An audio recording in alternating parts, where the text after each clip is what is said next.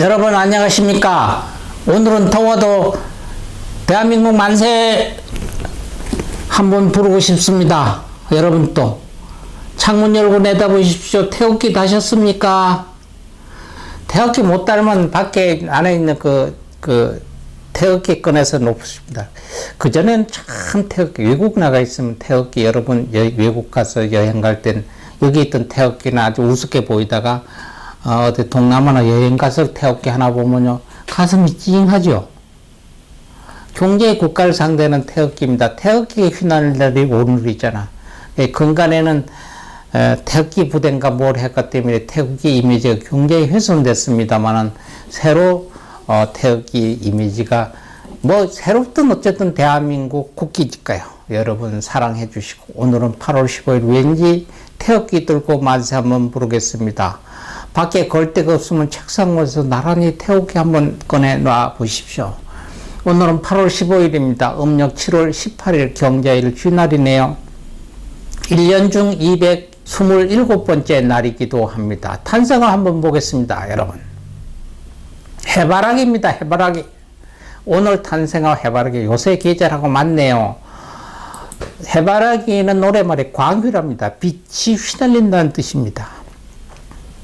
탄생성은 블루레이스입니다. 블루레이스 아케이트라고 이름이 좀 기네요. 탄생목은 삼나무입니다. 우리 주변에 있었던 일 오늘은 많습니다. 1945년 일본이 무조건 항복했습니다. 일본 제국이 1945년 8월 14일에 연합국에 통보하고 8월 15일 낮 12시에 쇼와 천황이 무조건적인 항복을 선언한 것을 말합니다. 9월 2일에는 일본이 도쿄만 요코하마에 정박 중이던 미군 전함 USS 미주리 선상에서 일본 대표 시게나스 마모로 외무 대신이 정식적으로 나와서 항복 문서에 서명을 했죠. 일본이 무조건적인 항복으로 제2차 세계대전은 완전 종결됐습니다. 일본의 항복으로 약 35년 동안의 일제강점기가 끝나고 한국이 8.15 광복절을 맞으며 이에 따라 만주국도 훼손되고 만주는 소련의 손에 넘어가게 되었으나 만주국 황제였던 선통제도로 쫓겨다니는 신세가 되었습니다. 이날부터 여원영이 설립한 조선건국준비위원회가 조선 총독부와의 교섭을 통해 행정 치안권을 이양받으며 본격적으로 활동을 시작했습니다. 1946년 한국의 광복절 기념 행사가 1946년부터 하기 시작을 했습니다. 1946년도 8월 15일 대한민국의 최초의 속옷 있지 않습니까? 속옷 제조 업체 한흥 메리아스가 설립됐습니다. 이것도 이슈입니다. 한국에서는 그전에 속옷 뭐 없었는데 이때 정식적으로 속옷 공장이 생겼다는 얘기죠. 1948년 대한민국 정부가 수립이 됐습니다. 중앙청에서 대한민국 정부 수립을 선포하는 기념식을 거행했죠. 1948년 5월 11일 남한에서만 총선거가 실시돼서 5월 31일은 최초의 국회가 열렸고요. 이 재형국회는 7월 17일에 헌법을 공포를 했고요. 초대 대통령은 이승만이 당선됐습니다.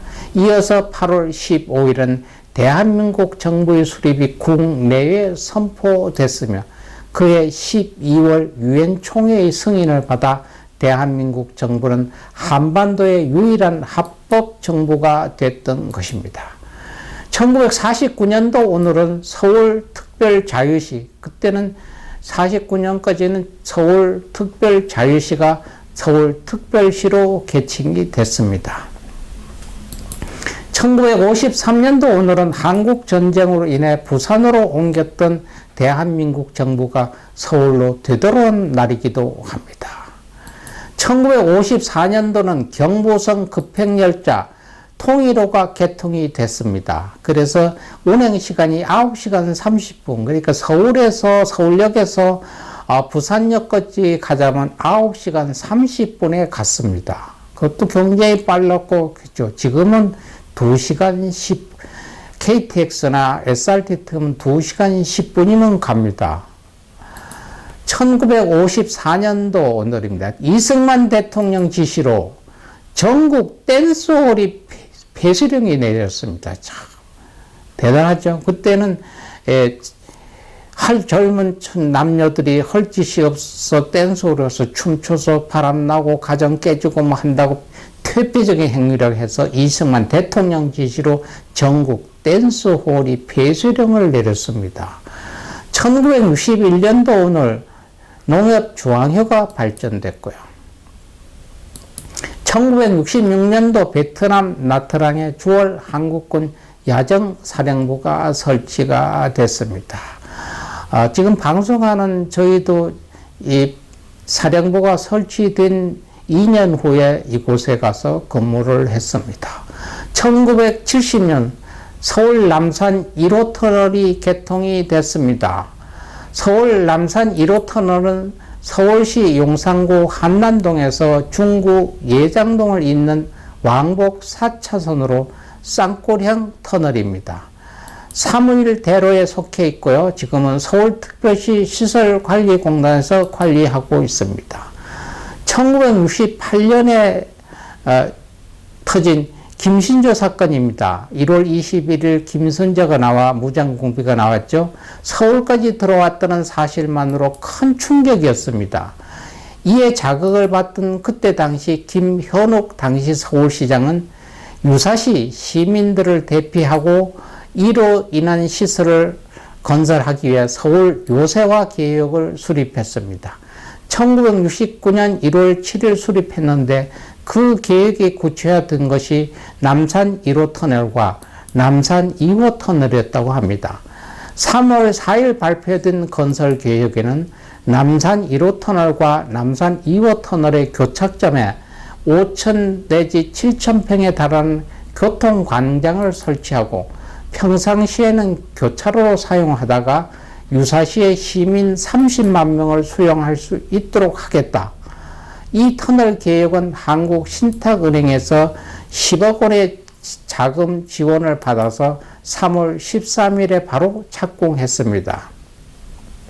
터널은 1970년 8월 15일에 개통했는데요. 한국신탁은행은 투자 비용을 회수하기 위하여 은행의 자회사인 한신부동산을 통하여 승용차 기준 60원의 통행료를 징수하기로 계약했습니다. 그래서 2010년 40년간 당초 예상 통화량을 훨씬 못 미치는 결과가 나오면서 적자가 지속됐고 이를 견디지 못한 한신부동산이 해체되면서 1974년 11월 1일 서울특별시에 인수됐습니다. 현재 통행료는 2,000원입니다. 그때 이때 당시가 우리가 한강 북, 한강 남쪽하고 교통량 소통을 위해서 터널을 뚫은 것이 아니라 유사시에 전번에 김신조 같은 일이 벌어졌을 때 서울에 있는 시민들을 대피를 시킨다는 초죠, 그게. 그래서 거기에 대피해 한 30만 명을 수용을 할 수 있다. 그러니까 피난처, 옛날 같은 방공호처럼을 만들었다는 거예요. 지금 생각하면 참 우스운 일이죠. 웃기는 일이고. 나중에 그 한강대교도 저희가 그 한남대교도 이야기를 하겠습니다만 정치 이슈에서 이렇게 되는 것도 많아요. 그래서 바로 그 남산 1호 터널, 2호 터널이 우리가 교통량 소통을 위해서 만든 것이 아니라 유사시에 김신조처럼 무장감초들이 나와서 주민들의 문제들이 생겼을 때 서울 시민 지금 1,000만인데요. 1,200만. 30만을 거기다 방공호처럼 수용하겠다. 이래서 그걸 만들었다는 거예요. 지금 통행료 2,000원을 징수를 하고 있습니다만 굉장히 그거에 수익이 많이 발달이 된답니다. 1년에. 그래서 통행료 징수를 없애자고도 이야기를 했는데 통행료 징수를 없애면은 시민들이 더 좋아할 것 같은데 시민들이 반대했습니다. 통행료 징수를 없애는 걸 없애지 마라. 왜? 없애버리면 그쪽에 교통량이 너무 많이 몰린다는 거죠. 지금처럼 소통이 안 된다는 거예요. 그래서 계속 시민들의 요구에 의해서 2,000원을 징수를 하고 있다고 합니다. 1980년도 병무청이 발족이 됐습니다.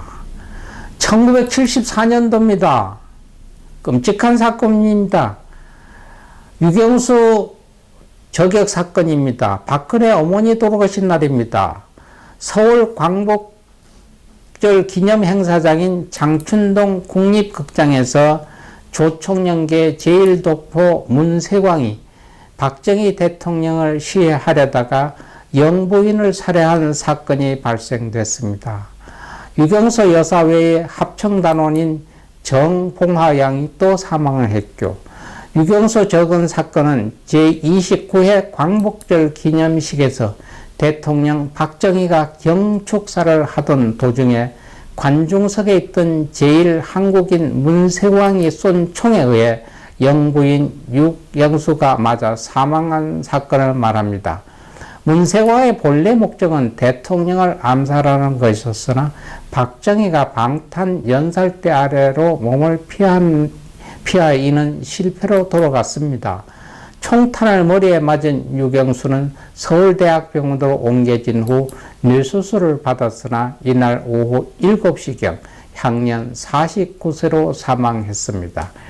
범인 문세광은 현장에서 체포된 후 중앙정보부로 압송되어 조사를 받았습니다. 수사 결과 문세광은 위조 여권을 이용하여 미입국했으며 일본의 한 파출소에서 탈취한 권총으로 범행을 사용했다고 합니다.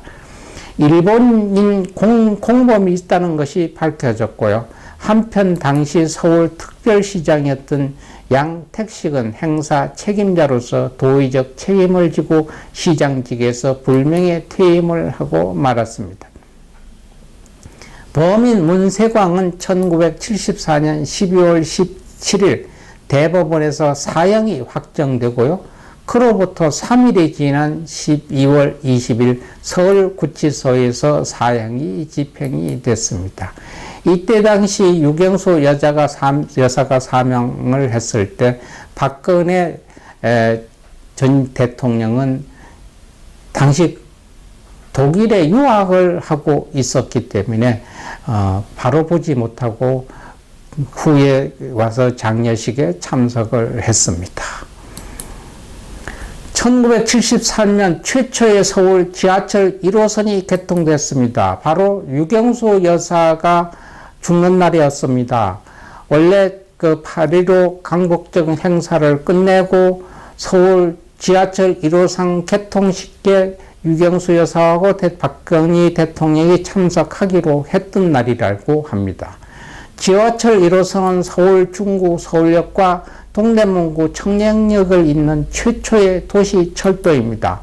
서울 지하철 역사상 한강 이남 지역이 배제된 최초의 노선이어서 전로선이라는 별칭으로 불리기도 했으나 공식적인 명칭은 아니었습니다. 통행 방향은 어디선든 좌측 통행입니다. 1호선 공사는 1970년에 시작해서 1974년 8월 15일 완공됐습니다. 최초의 지하철답게 개통식이 성대하게 진행될 예정이었는데 개통식 직전에 박정희 저격 미수 사건에 되어 엉망이 되었습니다. 원래는 박정희 대통령과 유경수 여사도 참석할 예정이었지만 유경수 여사가 총에 맞아 사망하는 엄청난 사건을 당해 참석하지 못하고 간단하게 개통식이 이루어졌습니다. 여담 하나 이야기하겠습니다. 우리나라는 땅과 산과 들을 망가뜨릴 때 국가에 큰 재난이 있습니다. 청계천 복개공사를 1차 복개공사를 완공을 하고 청계천 그 흐르는 물을 복개공사를 을지로 꼬지를 덮은 날 덮고 바로 이승만 대통령이 하야를 했습니다. 그리고 오늘처럼 서울의 그 수도의 땅 지하를 봤습니다. 그래서 처음 도시 지하를 건드리고 유경수 여사가 돌아가셨습니다. 이후에 조금 좀 지나다가 아산만 방조제, 우리나라 바다를 막아서 땅을 만들었죠. 지도가 바뀌었습니다. 그날 아산만 방조제 준공식 날 박정희 대통령이 참석하고 그날 저녁 돌아가셨습니다. 이게 우연일까요? 우리 풍수가들이 입으로 얘기하는 풍소설에 의한 걸까요? 여러분들 생각에 맡겨보겠습니다. 1975년도 국회의사당이 준공이 됐습니다. 국회의사당은 대한민국 국회의 회의가 열리는 건물입니다. 서울 영등포구 국회의사당대로 현재 사용되는 국회의사당은 1975년부터 사용하고 있으며 그 이전엔 서울 종로구 경복궁 내 중앙청과 중구 태평로 옛 의사당을 사용했습니다. 2021년 9월 국회의사당 분원 설치 방안이 통과돼서 일부 기능은 세종시 의사당 설치 후 분원이 될 전망이 생겼습니다. 1968년 2월 15일 건립지를 여의도로 최종 확정하고요. 총 공사비 76억 원을 들여 1969년부터 기공하여 3단계로 공사를 진행해서 1976년 준공하기로 결정을 했습니다. 신축될 의사당은 대지 20만 평, 건평 3만 2,300평, 지하 2층, 지상 6층 규모의 현대식 건물이었습니다. 최초로 설계된 교역은 옥상에 여러분들 옥상에 둠 이렇게 있죠. 이 둠의 구조가 엄고 평평한 지붕이었다고 합니다. 옆에 지금 저희가 자막에 그림이 뜹니다만 그 평평한 지붕으로 건설이 됐고요. 국회의사당 건립위원회에서 지름 50m, 높이 20m의 둠 구조물을 옥상에 설치하기로 결정하면서 논란이 불거지기 시작했습니다. 위원회 측은 설계가 권위가 없다는 거죠. 국회의사당이 권위가 좀 있어야 되는데 밋밋하다는 얘기예요. 그 여론이 있어서 국회 총무당과 관계장관 회의를 거쳐서 국회의장단 건축가들로 구성된 자문위의 심의를 거쳐서 올리기로 결정했다고 밝혔답니다. 그러나 설계진의 한 건축가는 단 한 사람의 건축가도 그 건축을 설계를 했던 사람은 단 한 사람도 찬성한 사람이 없다고 합니다. 원래 설계에는 이 6층도 아니고 5층이었답니다. 5층이고 위에 둠이 없이 평평한 지붕이었답니다. 근데 박정희 대통령이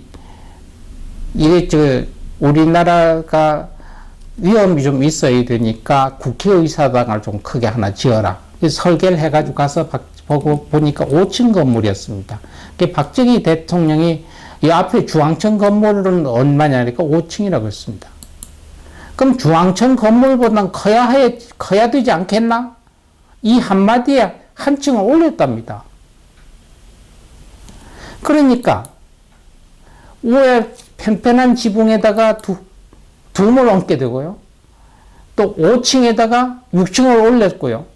이러니까 의사당 비례가 안 맞답니다. 저희들이 못 보는 사람도 그 의사당이 이상하게 생겼다 이렇게 보이잖아요.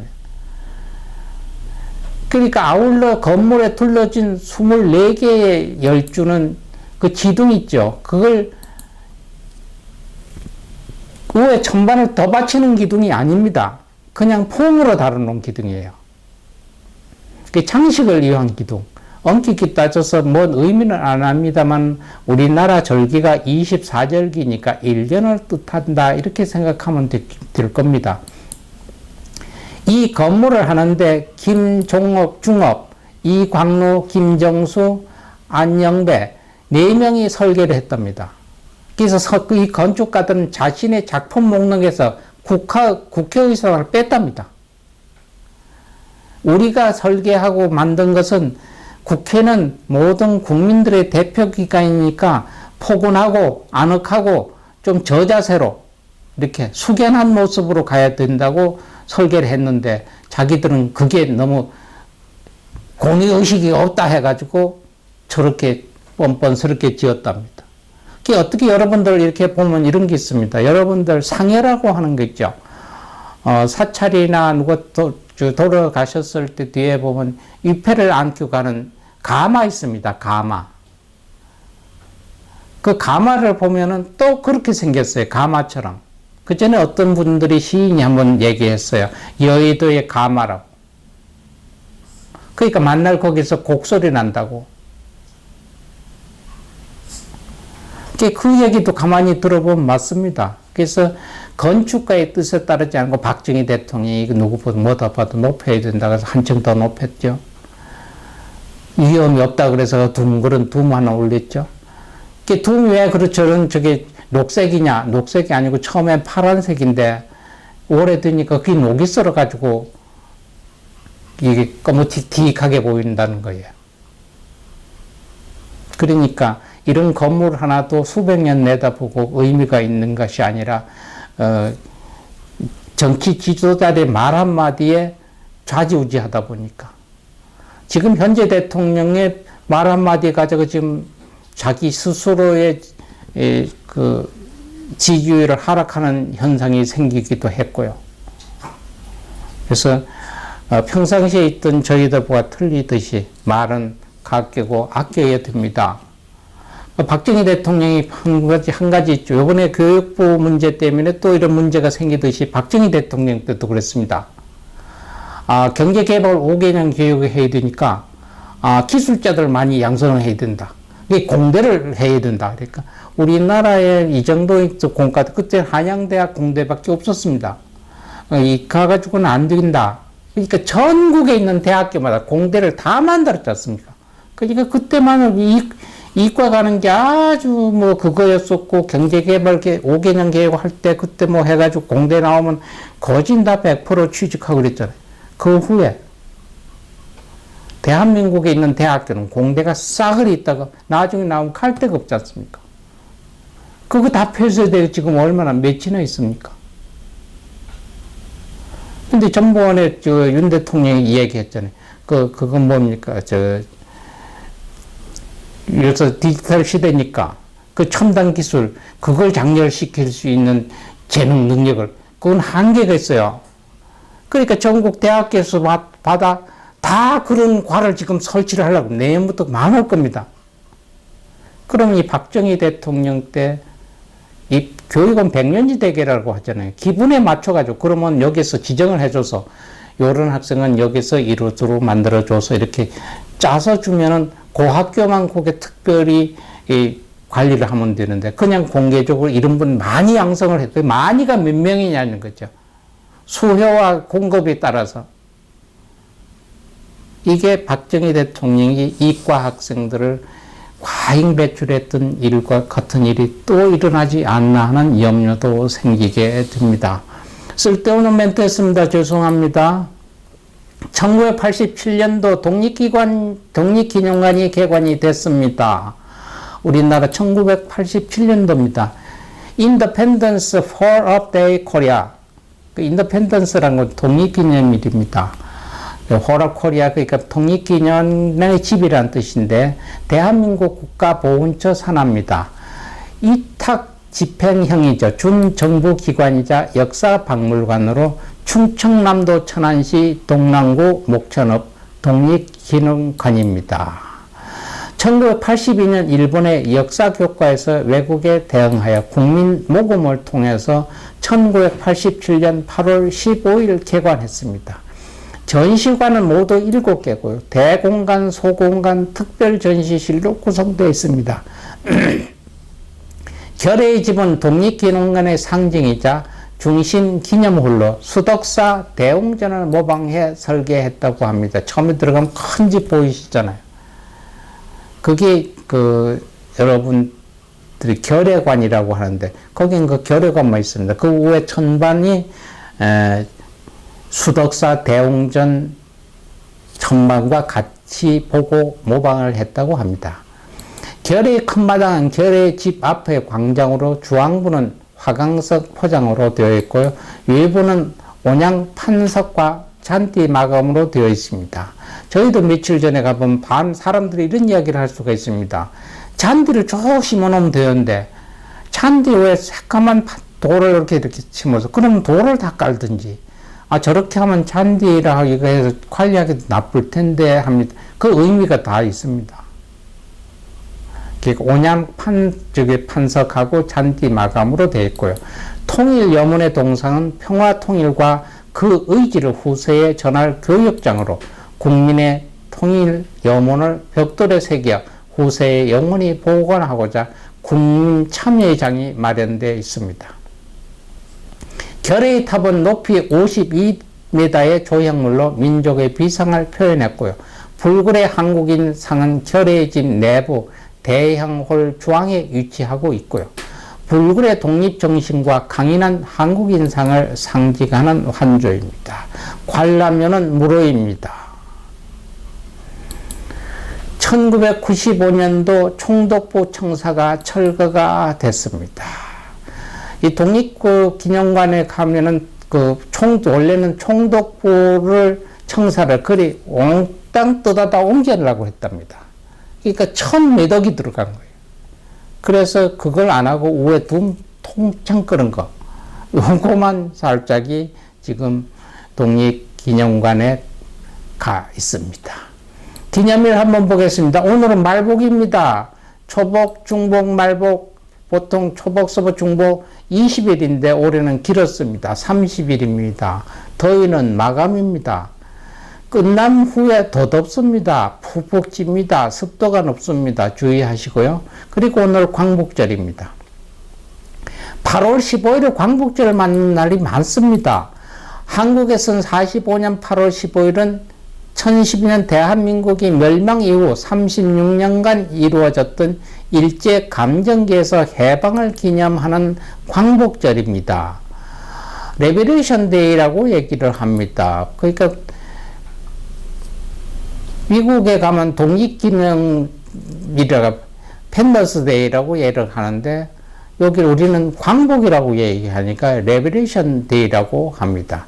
대한민국의 8월 15일은 대한민국 제1공화국 정부가 수립된 날이기도 합니다.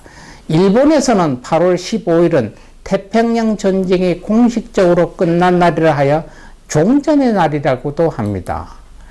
인도와 파키스탄에서 8월 15일은 1947년 영국의 식민 통치에서 해방을 기리는 독립기념일입니다. 카톨릭 교회에서는 성모 승천 대축일이며 동방정교회와 오리엔탈 정교회에서는 성모 안식 축일이기도 합니다. 유럽 일부 국가들은 공휴일로 지정도 되어 있습니다. 조국 해방 기념일, 북한 조선인민공화국 북한에는 우리처럼 광복절이 아니라 조국 해방 기념일로 사용하고 있습니다. 영국 등 서양에서는 일본으로부터 승리한 대일 전승 기념일로서 8월 15일을 기념하고 있습니다. 전 세계적으로 8월 15일은 모든 어떤 명칭이든 기념일이 되겠습니다. 생일을 보겠습니다. 8월 15일을 태어난 애들을 보면 광복이라는 이름이 많습니다. 8월 15일날 광복절 났다고 해서 광복이라는 이름 참 많습니다. 생각보다가. 그래서 광복이라는 이름도 많이 짓습니다. 1996년도 영빈이시 화평옹주 사도세자 화협옹주 하완옹주의 생모이기도 합니다. 1913년도 김성곤 기업인입니다. 정치인입니다. 1913년 8월 15일 날 나셨다가 1975년 2월 25일 날 가신 분입니다. 기업인이고 정치인입니다. 쌍용그룹을 설립했죠. 제4대, 6대, 7대, 8대 국회의원을 역임했고요. 1913년 7월 14일 경상북도 현풍군 읍내면 하동 2리 현 대구광역시 달성군 현풍읍 하리에서 김광도와 김봉웅의 4남 4녀 중 막내 아들로 태어났다고 합니다. 어려서 일찍 아버지를 여였고요. 1939년 비누공장인 삼공유지 합자회사를 설립했고요. 1948년은 고려화재 해상보험과 자본금 1억 원으로 금성방직을 설립했습니다. 1950년 6.25 사변으로 금성방직 안양공장이 불에 타버렸고요. 1952년 동양통신을 창간했고 53년에는 연합신문을 인수했습니다. 1956년도에는 태평방직과 아주방직을 인수했고 59년에는 국민대학을 인수했습니다. 62년도에는 쌍용양의를 설립했고요. 75년 2월 25일 향년 61세로 세상을 떠났습니다. 가족장으로 국민대학교 뒷장에 안창을 했다가 1984년 강원도 평창에 이장을 했다가 2014년 고향인 대구광역시 달성군 구지묘로 재이장을 했습니다. 돌아가셔서 이렇게 순환을 겪은 이익은 저희가 생각했을 때 쌍용그룹이 쌍용자동차 이래서 해산되고 많은 순환이 있었지 않습니까? 이게 있으니까 누가 했을 겁니다. 창업자 묘가 잘못 들었을 거다. 이러니까 여기도 바다 갖다 심고 또 문제가 생겨 이게 잘못됐다 또 하니까 어떤 일은 3세판이라고 그러잖아요. 한 번 잘못되면 두 번째가 완성되는 게 없이 그게 세 번 간다는 얘기가 바로 이런 일이 아니라 이것도 지금 멘트를 하는 이 지안 스님의 생각입니다. 틀렸다면 죄송합니다. 1947년생 김정태입니다. 대한민국 전 KB은행장입니다. 1947년 현 광주광역시에서 태어났고요. 1998년부터 2001년까지 한국주택은행장을 지냈습니다. 월급을 1원도 받지 않는 대신 40만 주의 스톡옵션을 행사하기로 했습니다. 당시 행사가 주당 5,000원이었는데 스톡옵션 행사 당시 주가가 54,000원이었습니다. 그러니까 거의 140억에 가까운 차액을 벌어들였습니다. 이 얘기는 은행장으로 가는데 나는 월급을 받지 않겠다. 근데 안 받으면 근무를 못하죠. 그러니까 1원에 난 계약을 했어요. 은행장으로. 그 대신 스톡옵션. 내가 이 주식을 이만큼 가지고 주식을 사겠다 해서 주식을 배당을 받았는데 그때는 5,000원 했던 게 나중에 가니까 54,000원 같다. 그래서 그 이익의 차익에 140억의 차이를 벌렸다. 이 얘기입니다. 그때 당시도 그 스톡옵션 월급 1원이라는 얘기에 굉장히 사회적인 이슈가 됐습니다. 2001년 주택은행이 국민은행과 합병하자 2001년, 2004년까지 그 국민은행장을 지냈죠. 2014년 1월 지병으로 사망을 했습니다. 주택은행 시절 월급으로 1원만 받는 대신 스톡옵션 40만 주를 받아서 140억의 차이를 내고 그 가운데 절반인 70억 원은 복지시설에 기부해 화제를 모으기도 했습니다.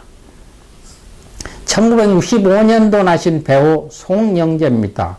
1965년도 전라북도 무안골에서 태어났고요. 송영재는 1984년에 연극계에 데뷔해서 수십 년 동안 우묵뱀이의 사랑, 라이어, 안티고개 등 수많은 작품 속에 다양한 배역을 소개하는 베테랑급 배우입니다. 여러분들이 잘 아는 분이 있습니다. 이영자입니다. 1968년도 개그맨 MC였습니다. 1967년 8월 15일 충청남도 아산시 온양동에서 태어났습니다. 희곡배우 출신 방송인입니다. 본명은 이윤임이라고 합니다. 1988년 뮤지컬 배우로 첫 데뷔 후 1991년 12월 MBC 특제 개그우먼으로 연예계에 정식 데뷔를 했죠. 1992년 1월 MBC 청춘행진곡 신부교실에서 서울로 상경한 영자 역을 맡으면서 현재 예명인 이영자로 활동하게 됐다고 합니다. 배우 최준실 씨, 모델 홍진경이, 배우 최화정이, 모델 이소라, 배우 엄정화, 코미디언 정선희 등과의 친분이 잘 알려져 있죠. 예원예술대학교 코미디언 학과 교수로서 활동했고요. 그때 당시 제자들은 지금 여기 있는 김신영, 조세호 등이 그 이영자 씨의 제자라고 합니다. 1981년생 송지호 배우입니다. 경상북도 포항에서 났고요. 1남 2년 중 첫째로 태어나 학창시절 멀리뛰기 선수를 했다고 합니다. 2001년 패션 잡지 키키 모델로 데뷔해서 2년간 2편의 뮤직비디오에 출연했고요. 배우 데뷔 전 TV 광고 10여 편을 찍었을 정도 이미 잘 나가는 CF 모델이었습니다. 2003년 영화 여고괴담 3 여고괴담의 주연을 맡으며 성공적으로 배우로 안착했죠. 2009년 8월 2일부터 8월 9일까지 SBS 패밀리가 떴다에 게스트로 참여해 털털한 모습으로 눈길을 끌었습니다. 2010년부터 런닝맨의 게스트로 출연해 뜨거운 반응을 얻자 결국 고정 멤버로 자리 잡게 됐습니다. 여러분들이 잘 아는 양궁 선수입니다. 오진혁입니다. 1981년도 났네. 8월 15일 충청남도 논산시 연못에서 태어나 대한민국의 양궁 선수입니다. 2012년 하계올림픽에서 개인전 금메달과 단체전 동메달을 획득했죠. 2020년 하계올림픽에서 단체전 금메달을 획득했고요. 2009년 세계 신기록을 세우면서 뒤늦은 전성기를 맞이했습니다. 2010년에는 광저우에서 열린 아시안게임 단체전에서 금메달을 획득했고요. 노르웨이에서 열린 2011년도 세계 선수권 대회 단체전 1위, 개인전 2위를 기록했습니다. 2012년도는 런던에서 열린 제12 하계올림픽 단체전에서 임동현과 김범민과 함께 동메달을 획득했고, 개인전 결승전에서 일본의 후루카와 다카후루를 꺾으면서 대한민국 남자 양궁 개인전 최초의 금메달을 획득했습니다. 2020년 하계올림픽에서 김우진과 김재덕과 함께 단체전 금메달을 획득했죠. 이때 중화 타이베이와 결승전에서 마지막 화살을 맡았습니다. 그때 활을 쏜 후 내뱉은 말, 끝이라는 한마디로 화제가 되기도 했습니다. 우리 곁에 왔다가 가신 분 한번 보겠습니다. 1969년 최용덕 씨입니다. 1898년 9월 11일 날 나셨다가 1969년 8월 15일 가셨습니다. 대한민국 군인이었고요. 정치인과 외교인관이었습니다. 일제강점기 시절에 독립운동했고요. 제2대 공군 참모총장, 60년 6월 2일부터 60년 8월 22일까지 최신부 장관도 역임했고요. 45년 8월 22일 만주군 출신 귀순자인 박정희 등을 받아들였습니다. 1946년 귀국하여 항공건설협회 회장에 취임했고요. 김정렬, 장덕창 등과 함께 공군 창설을 위해 노력했고요. 1947년 4월 조선경비사령학교에 입교하여 5월 육군 소위로 임관하면서 7월 승진하여 육군 항공부대 사령관으로 보임을 받았습니다. 1969년 8월 15일 광복절 당시 대방동 자택에서 고혈압으로 사망했습니다. 당시 72세였습니다. 그리고 오늘 유경수 여사가 기일이죠. 유경수 여사는 8.15 광복절 기념행사에서 총을 맞고 서울대학병원으로 옮겨진 후 뇌수술을 받았으나 이날 오후 7시경 향년 49세로 사망을 했습니다. 1971년 유경수 여사와 같이 현장에서 사망한 장봉화입니다. 당시 성동 여자실업고등학교 2학년생이었습니다. 합창단원이었습니다. 8.15 광복절 기념식에 광복절 노래 애국가 이 합창하러 합창단으로 갔습니다. 박정희 저격 미수 사건 사망 당시 유경수 피격 사건이 벌어진 국립극장 현장에서 경호원이 어처구니 없는 실수로 억울한 죽음을 당했습니다. 문생왕이 체포된 뒤에야 연단 위로 쏟아져 나온 경호원 가운데 한 사람이 객석을 향해 총을 쏴 와있던 장봉화 양을 숨지게 한 것입니다. 이때 그 유경수 여사도 문세광이 총에 맞았다, 아니면 경호원 총에 맞았다 하는 설이 많았습니다만은 그게 자세히 지금까지도 밝혀지지 않고 쉬쉬쉬 하고 있습니다. 불교의 한마디 오늘 전하겠습니다. 전일도 이야기했습니다. 우리 모든 소원이 이루어졌고 할 때, 바라는 일이 뭔 뜻대로 다 성취가 되려고 할 때, 건강하길 바라든가, 취직하길 바라든가, 사업이 성공하기를 바라든가, 모든 소원을 이루어지게 할 때, 옴 아모카 살바다라 사다야 시베옴. 여러분 사찰 가서 스님들하고 예불 드리다 보면 이 얘기 많이 들었습니다. 소원 성취지는 옴 아모카 살바다라 사다야 시베옴. 많이 오시면 여러분 기적 같은 일들이 일어날 것입니다. 오늘 또 여러분 8월 15일입니다. 일찍이 만세 못 불렀으면 늦게라도 여러분 만세 한번 부르십시오. 기지개도 켜고 기분 상쾌해질 겁니다. 8월 광복절 여러분 아름다운 추억 쌓으시고 건강한 모습으로 내일 여러분 또 뵙겠습니다. 여러분 만세입니다.